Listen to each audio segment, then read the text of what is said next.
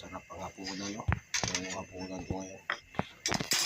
Yan, saging na ano, yung prito saging.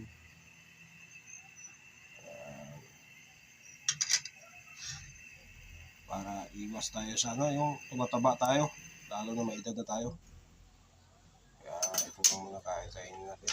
Saging ba? Saba ito, saba. Tapos pagkakas natin ng ano, paksiw na ano, tawilis. Masuk-usok pa.